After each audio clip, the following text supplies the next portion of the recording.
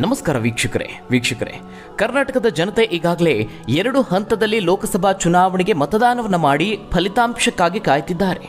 ಇನ್ನೂ ಫಲಿತಾಂಶಕ್ಕೆ ಕೆಲ ದಿನಗಳು ಮಾತ್ರ ಬಾಕಿ ಇರುವಂಥದ್ದು.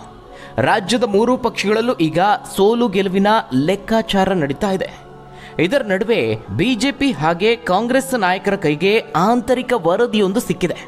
ಕೆಲ ನಾಯಕರಿಗೆ ಸಿಹಿಯಾದರೆ ಇನ್ನೂ ಕೆಲವು ನಾಯಕರಿಗೆ ಟೆನ್ಷನ್ ಶುರುವಾಗಿದೆ. ಹಾಗಾದರೆ ಈ ಒಂದು ಆಂತರಿಕ ವರದಿಯಲ್ಲಿ ಏನಿದೆ, ಆ ಎಲ್ಲದರ ಬಗ್ಗೆ ಒಂದು ಮಾಹಿತಿ ಇದೆ, ನೋಡೋಣ. ಜೂನ್ 4ರ ಫಲಿತಾಂಶಕ್ಕಾಗಿ ನೀವು ಕೂಡ ಅತ್ಯಂತ ಕುತೂಹಲದಿಂದ ಕಾಯ್ತಿದ್ರೆ ತಪ್ಪದೆ ಈ ವಿಡಿಯೋವನ್ನು ಲೈಕ್ ಮಾಡುವ ಮೂಲಕವಾಗಿ ತಿಳಿಸಿ. ಹಾಗೆ ಚುನಾವಣಾ ಫಲಿತಾಂಶದ ಕುರಿತಾಗಿ ಎಲ್ಲ ಸಂಪೂರ್ಣ ಮಾಹಿತಿಗಾಗಿ ತಪ್ಪದೆ ಚಾನಲ್ಗೆ ಸಬ್ಸ್ಕ್ರೈಬ್ ಮಾಡಿ. ವೀಕ್ಷಕರೇ, ಲೋಕಸಭಾ ಚುನಾವಣಾ ಫಲಿತಾಂಶದ ಕುರಿತಾಗಿ ರಾಜಕೀಯ ವಿಶ್ಲೇಷಕರು ಹಾಗೆ ರಾಜಕೀಯ ನಾಯಕರು ತಮ್ಮದೇ ಆದಂತಹ ಅಂಕಿ ಅಂಶಗಳ ಲೆಕ್ಕಾಚಾರವನ್ನು ಮುಂದಿಡುತ್ತಿದ್ದಾರೆ. ಇತ್ತ ಮಾಜಿ ಮುಖ್ಯಮಂತ್ರಿ BS ಯಡಿಯೂರಪ್ಪ ಅವರು ಕರ್ನಾಟಕದ 28 ಲೋಕಸಭಾ ಕ್ಷೇತ್ರಗಳಲ್ಲಿ ಬಿಜೆಪಿ ಹಾಗೆ JDS ಗೆಲ್ಲುವ ಸ್ಥಾನಗಳ ಲೆಕ್ಕಾಚಾರವನ್ನು ತಿಳಿಸಿದ್ದಾರೆ. ಅಂದರೆ ಇದು ಬಿಜೆಪಿಯ ಆಂತರಿಕ ವರದಿಯಲ್ಲಿ ಇರುವಂತಹ ಲೆಕ್ಕಾಚಾರಗಳು. ಮಾಜಿ ಮುಖ್ಯಮಂತ್ರಿ ಹಾಗೆ ಬಿಜೆಪಿಯ ರಾಷ್ಟ್ರೀಯ ಸಂಸದೀಯ ಮಂಡಳಿಯ ಸದಸ್ಯರಾಗಿರುವಂತಹ BS ಯಡಿಯೂರಪ್ಪ ಅವರು ಲೋಕಸಭಾ ಚುನಾವಣೆಯಲ್ಲಿ 100ಕ್ಕೆ 100 20ರಿಂದ 22 ಸ್ಥಾನಗಳನ್ನು ಗೆಲ್ತೇವೆ ಅಂತ ಹೇಳಿದ್ದಾರೆ. ಇನ್ನು ವಿಧಾನ ಪರಿಷತ್ಗೂ ಕೂಡ ಚುನಾವಣೆ ನಡೀತಾ ಇದೆ. ನೈಋತ್ಯ ಪದವೀಧರ ಕ್ಷೇತ್ರದ ಅಭ್ಯರ್ಥಿ ಡಾಕ್ಟರ್ ಧನಂಜಯ ಸರ್ಜಿ ಅವರು ಗೆಲ್ತಾರೆ ಎಂಬ ವಿಶ್ವಾಸವನ್ನು ವ್ಯಕ್ತಪಡಿಸಿದ್ದಾರೆ. ನೈಋತ್ಯ ಪದವೀಧರರ ಕ್ಷೇತ್ರದಲ್ಲಿ ವಾತಾವರಣ ತುಂಬಾ ಅನುಕೂಲಕರವಾಗಿದೆ. ಪರಿಷತ್ನಲ್ಲಿ 8 ಸ್ಥಾನವನ್ನು ಗೆಲ್ತೇವೆ ಅಂತ ಹೇಳಿದ್ದಾರೆ. ಇದು ಬಿಜೆಪಿಯ ಲೆಕ್ಕಾಚಾರ. ಆದರೆ ಇನ್ನು ಕಾಂಗ್ರೆಸ್ನ ಲೆಕ್ಕಾಚಾರ ಏನು ಅನ್ನೋದನ್ನು ನೋಡೋಣ. ಕಳೆದ ವಿಧಾನಸಭಾ ಚುನಾವಣೆಯಲ್ಲಿ ಬರೋಬ್ಬರಿ 135 ಕ್ಷೇತ್ರಗಳನ್ನು ಗೆದ್ದು ಸರ್ಕಾರ ರಚಿಸಿರುವಂತಹ ಕಾಂಗ್ರೆಸ್ಗೆ ಲೋಕಸಭಾ ಚುನಾವಣೆ ಪ್ರತಿಷ್ಠೆಯ ಪ್ರಶ್ನೆಯಾಗಿದೆ. ಇನ್ನು ಕಳೆದ ಲೋಕಸಭಾ ಚುನಾವಣೆಯಲ್ಲಿ ಕೇವಲ ಒಂದೇ ಒಂದು ಕ್ಷೇತ್ರದಲ್ಲಿ ಕಾಂಗ್ರೆಸ್ ಗೆಲುವನ್ನು ಕಂಡಿತ್ತು.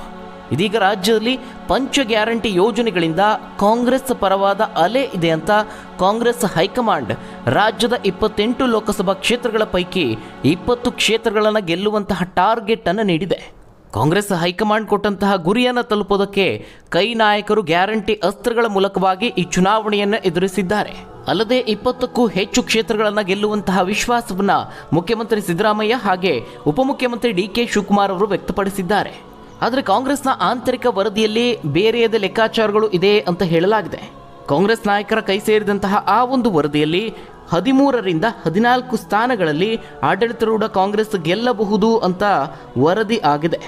ಆದರೆ ರಾಜ್ಯದಲ್ಲಿ ಎಷ್ಟೇ ಸೀಟ್ಗಳನ್ನು ಗೆಲ್ಲಲಿ ಸರ್ಕಾರ ಹಾಗೆ KPCCಯಲ್ಲಿ ಬದಲಾವಣೆ ಆಗೋದು ಖಚಿತ ಎಂಬ ಮಾಹಿತಿ ಕಾಂಗ್ರೆಸ್ ನಾಯಕರಿಂದಲೇ ಸಿಕ್ಕಿದೆ.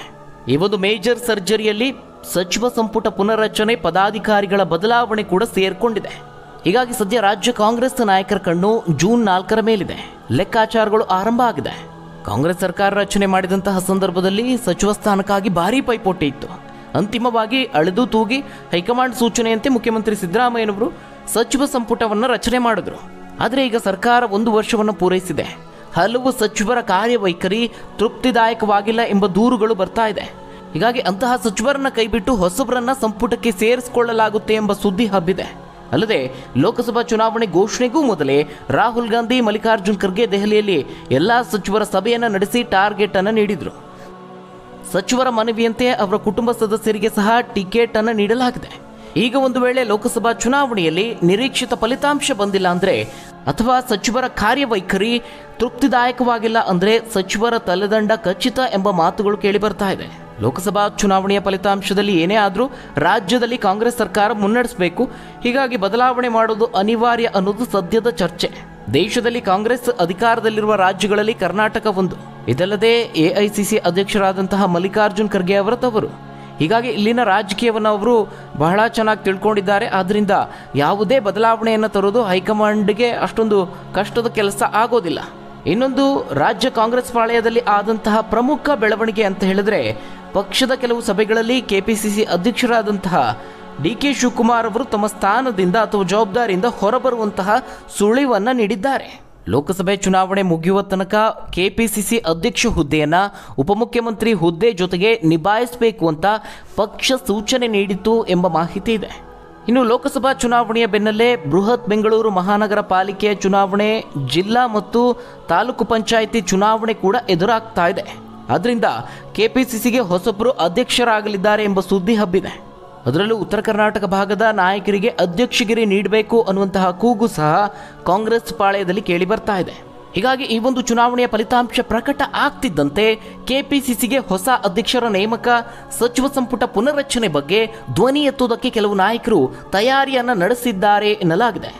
ಉತ್ತರ ಕರ್ನಾಟಕ ಭಾಗಕ್ಕೆ ಹೆಚ್ಚು ಸಚಿವ ಸ್ಥಾನ ಸಿಕ್ಕಿಲ್ಲ, ಅಲ್ಲದೆ ಪಕ್ಷದಲ್ಲಿ ಉನ್ನತ ಹುದ್ದೆಗಳಿಲ್ಲ ಎಂಬ ಅಸಮಾಧಾನ ಇದೆ. ಹೀಗಾಗಿ ಇದು ಮುಂದಿನ ದಿನಗಳಲ್ಲಿ ಯಾವ ರೂಪ ಪಡೆದುಕೊಳ್ಳುತ್ತೆ ಅನ್ನೋದನ್ನು ಕಾದು ನೋಡಬೇಕಾಗಿದೆ. ಇನ್ನು ಇದರ ಸೂಚನೆ ಸಿಗ್ತಿದ್ದಂತೆ ಬಿಜೆಪಿ ಕೂಡ ಕಾಂಗ್ರೆಸ್ಗೆ ಟೀಕೆಯನ್ನು ಮಾಡ್ತಾ ಇದೆ. ಸೋಲು ಖಚಿತ, ತಲೆದಂಡ ನಿಶ್ಚಿತ, ಲೋಕಸಭೆ ಚುನಾವಣೆ ಫಲಿತಾಂಶದ ಮುನ್ಸೂಚನೆಯನ್ನು ಅರಿತು ಈ ರೀತಿಯಾದಂತಹ ಹೇಳಿಕೆಯನ್ನು ರಾಜ್ಯ ಬಿಜೆಪಿ ನೀಡಿದೆ. ಕಾಂಗ್ರೆಸ್ ಹೈಕಮಾಂಡ್ ನಾಯಕರು ಕಾಂಗ್ರೆಸ್ ಸರ್ಕಾರದ ಕೆಲ ಸಚಿವರ ತಲೆದಂಡಕ್ಕೆ ಮುಹೂರ್ತವನ್ನು ಫಿಕ್ಸ್ ಮಾಡಿದ್ದಾರೆ. ಚುನಾವಣೆಗೂ ಮುನ್ನ ಸ್ಪರ್ಧೆಗೆ ಅಭ್ಯರ್ಥಿಗಳಿಲ್ಲದೆ ಮಂಡಿಯೂರಿದ್ದ ಕಾಂಗ್ರೆಸ್ ಸಚಿವರ ಮಕ್ಕಳಿಗೆ ಟಿಕೆಟ್ ನೀಡಿ ಮುಖಭಂಗದಿಂದ ಪಾರಾಗಿತ್ತು ಅಂತ ಟೀಕೆಯನ್ನು ಮಾಡಿದೆ. ಅದೇ ರೀತಿ ರಾಜ್ಯದಲ್ಲಿ ಪ್ರಧಾನಿ ನರೇಂದ್ರ ಮೋದಿ ಅವರ ಅಲೆಗೆ ಕಂಗೆಟ್ಟಿರುವಂತಹ ಕಾಂಗ್ರೆಸ್ ಹೈಕಮಾಂಡ್ಗೆ ಸಚಿವರ ಮಕ್ಕಳು ಗೆಲ್ಲುವುದಿಲ್ಲ ಎಂಬುದು ಮನವರಿಕೆ ಆಗಿದೆ. ಹೀಗಾಗಿ ಮಕ್ಕಳ ಸೋಲಿನ ನೆಪದಲ್ಲಿ ಸಚಿವರ ಬಲಿ ಪಡೆಯಲು ಪೀಠಿಕೆ ಸಿದ್ಧವಾಗಿದೆ. ಹುದ್ದೆ ಉಳಿಬೇಕು, ಮಕ್ಕಳು ಬೆಳಿಬೇಕು ಎಂಬ ವ್ಯಾಮೋಹದಿಂದ ತಮ್ಮ ಮಕ್ಕಳನ್ನು ರಾಜಕೀಯಕ್ಕೆ ಎಳೆದು ತಂದ ಸಚಿವರು ಈಗ ತಮ್ಮ ಕಾಲ ಮೇಲೂ ಕಲ್ಲು ಹಾಕಿಕೊಂಡು ಪರಿತಪಿಸುತ್ತಿದ್ದಾರೆ ಅಂತ ಪ್ರತಿಪಕ್ಷ ಈಗ ಟೀಕೆ ಮಾಡ್ತಾ ಇದೆ. ಇದಿಷ್ಟು ರಾಜ್ಯ ರಾಜಕಾರಣದಲ್ಲಿ ಆಗುತ್ತಿರುವಂತಹ ಸದ್ಯದ ಬೆಳವಣಿಗೆ. ಹಾಗಾದರೆ ಈ ಬಗ್ಗೆ ನೀವೇನಂತೀರ ವೀಕ್ಷಕರೇ? ಲೋಕಸಭಾ ಚುನಾವಣೆಯ ಫಲಿತಾಂಶದಲ್ಲಿ ಕರ್ನಾಟಕದ ಲೋಕಸಭಾ ಕ್ಷೇತ್ರಗಳ ಪೈಕಿ ಏನಾಗಬಹುದು? ನಿಮ್ಮ ಅನಿಸಿಕೆ, ಅಭಿಪ್ರಾಯವನ್ನು ಕಮೆಂಟ್ ಮೂಲಕ ತಿಳಿಸಿ.